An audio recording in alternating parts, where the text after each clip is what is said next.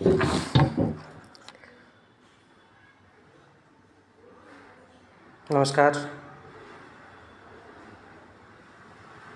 प्रतीक institute के YouTube channel पर आप सभी का स्वागत है।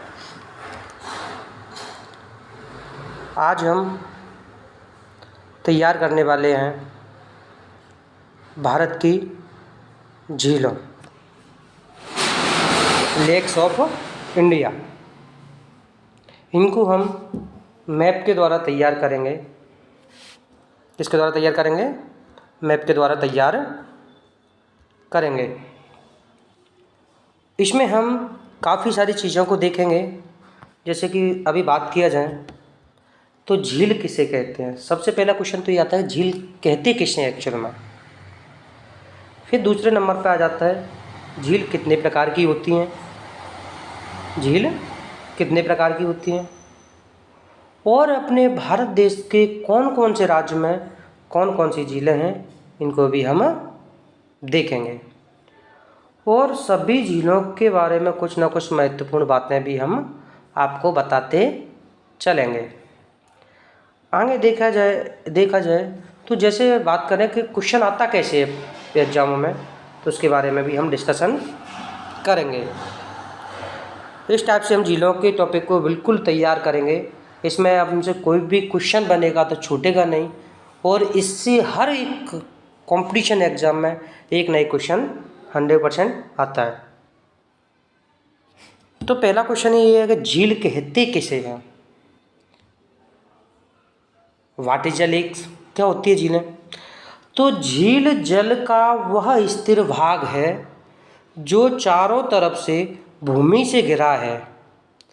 जैसे कि आप चित्र में देख रहे होगे, चारों तरफ से क्या है, भूमि से घिरा होगा, और बीच में क्या भरा होगा, पानी भरा होगा। जैसे आप गाँव में देखोगे तो तालाब वगैरह को हम झील भी बोल देते हैं। बड़ा तालाब हो जाए तो उसको झील भी बोल सकते हैं। झील की दूसरी विशेषता की बात कर रहे हैं तो इसका पानी कैसा होता है, स्थायित्व होता है। इसका स्थायित्व यानी पानी एक जगह भरा हुआ रहता है, नदी की तरह बहता नहीं है। नदी की तरह बहता नहीं है। अब हम झीलों के प्रकार की बात कर लें। झीलें एक्चुअल में कितने प्रकार की होती हैं, उनकी चर्चा हम कर लेते हैं। तो झीलें बनावट के आधार पर दो प्रकार की होती हैं, जिसमें से पहली झील होती है प्राकृतिक झील, जिसका निर्माण प्रकृति के द्वारा हुआ हो, वो प्राकृतिक झील हैं। और जिनका निर्माण व्यक्ति के द्वारा किया गया हो, वो कृत्रिम झीलें हैं। जिनका निर्माण प्रकृति के द्वारा किया गया हो, प्राकृतिक झीलें। जिनका निर्माण व्यक्तियों के द्वारा किया गया होगा, वो कृत्रिम झीलें होती हैं। अब ये पानी के आधार पर झीलें भी दो प्रकार की होती है। जैसे बात करेंगे तो एक पहला होता है फ्रेश वाटर लेक्स, यानी मीठे पानी की झील या ताज़े पानी की झील। ऐसी झील जिसका पानी नदियों के द्वारा बहता रहता है, तो उसका पानी कैसा रहता है, ताज़ा रहता है, मीठा रहता है। अगला बात करेंगे तो साल्ट वाटर लेक्स, खारे पानी की झील। खारे पानी की झील में पानी कैसा होता है, खारा होता है, इसलिए वो कैसी होती है, खारे पानी की झील होती है। अगर थर्ड पॉइंट में बात करें तो ग्लेशियर लेक्स, ग्लेशियर हिमनदी झीलें।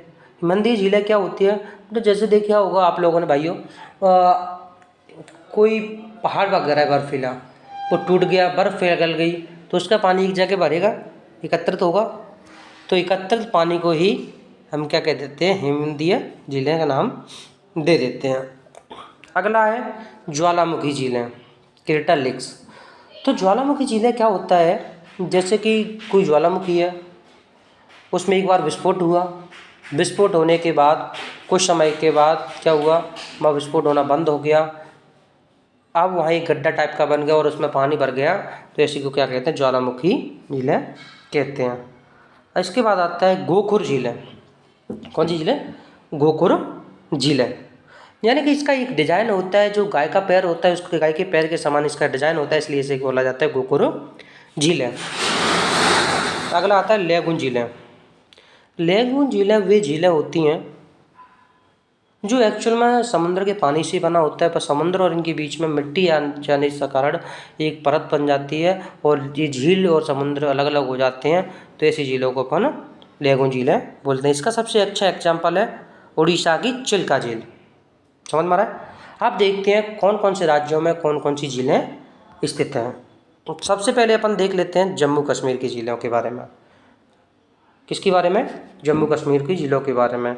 तो अनंतनाग झीलें, बेरीनाग झीलें, शेषनाग झील, नागिन झील, बिशनसर झील, मानसबल झील, डल झील और बुलर झील, इतनी सारी झीलें हैं। आपने देखा होगा कि जितने को इन सभी में क्या आ रहा है, नाग नाग आ रहा है। देखो इसमें भी नाग, इसमें भी नाग, इसमें भी नागिन, यानी कि ज़्यादातर है जितने भी झीलों के पीछे नाग नागिन का वर्ड जुड़ा होगा तो वो सारी की सारी झीलें जम्मू कश्मीर की झीलें होंगी। किसकी झीलें होंगी? जम्मू कश्मीर की झीलें होंगी। जितने पीछे नाग नागिन का नाम जुड़ कर आ जाए तो वो सब झीलें किसकी होंगी? जम्मू कश्मीर की झीलें होंगी। अगर देखा जाए डल झील, ये भारत में सबसे बड़ी मीठे पानी की झील है। सबसे अगर क्वेश्चन आ जाए भारत की सबसे बड़ी मीठे पानी की झील कौन सी है, तो वो कौन सी झील है? बुलर झील है, जो कहाँ स्थित है? जम्मू कश्मीर में स्थित है। डल झील भी कहाँ है? डल झील भी कहाँ है? जम्मू कश्मीर में, जिसे श्रीनगर का गहना कहा जाता है। समझ में आ रहा है। अगला देखेंगे उत्तराखंड की झीलें।